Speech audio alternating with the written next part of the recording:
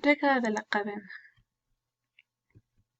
Descripción de la regla de la cadena. En términos intuitivos, si una variable y depende de una segunda variable u, que a la vez depende de la tercera variable x, entonces la razón de cambio y de y con respecto a x puede ser calculada con el producto de la razón de cambio de y con respecto a un multiplicado por la razón de cambio de u con respecto a x.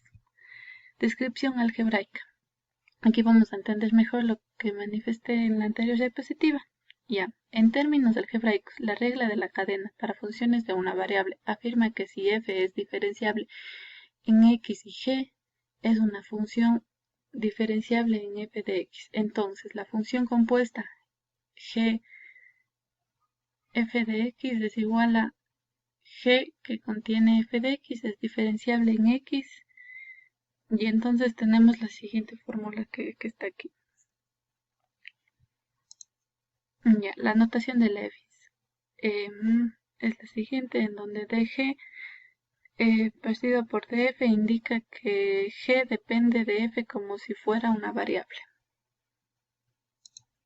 Ya, la regla de la cadena nos dice cómo encontrar la derivación de una función compuesta, que tenemos en la siguiente fórmula, es la fórmula de la cadena con la demostración de Lewis. Para seguir el curso de cálculo no necesitas saber la demostración de esta regla, pero creemos que siempre que la demostración sea accesible hay algo que aprender de ella. En general, siempre es bueno buscar algún tipo de prueba o justificación de teoremas que aprendas.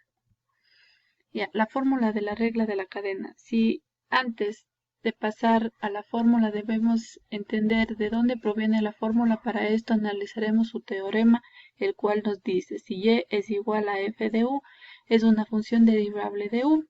Si u es igual a f de x, es una función derivable en x. Entonces podemos decir que y es igual a f de x, es una función derivable en x. Por lo tal, podemos decir que dy partido por dx es igual a dy partido por du y du partido por dy. Su equivalente de partido por dx es igual a f que contiene a g de x. Ya, es igual a la primera derivada de g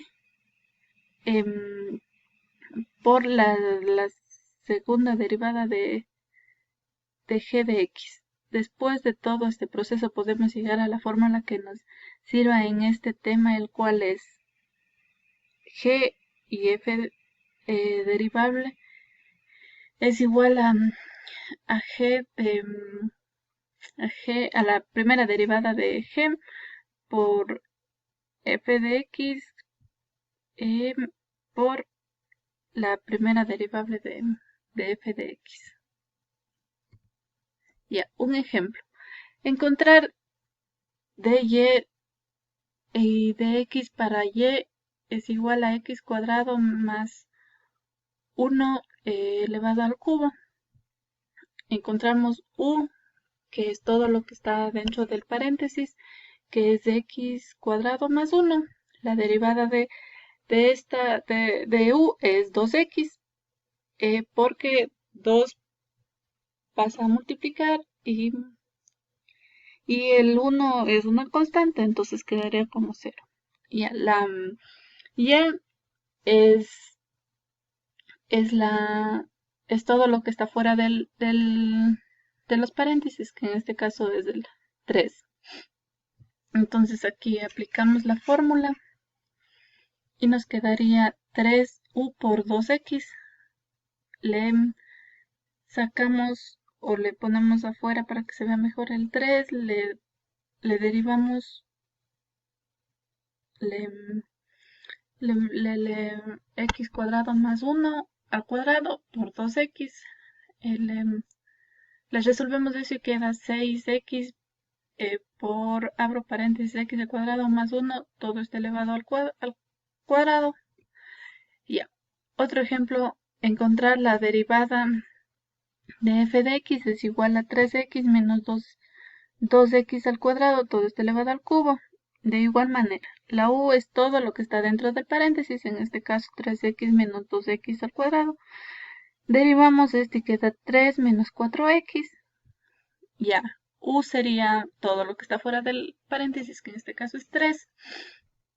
Le aplicamos la fórmula y nos quedaría 3u al cuadrado por, abro paréntesis, 3 menos 4x, cierro paréntesis. Les resolvemos esto y nos quedaría 3, abro paréntesis, por 3x menos 2x al cuadrado, cierro paréntesis, elevado al cuadrado por 3 menos 4x.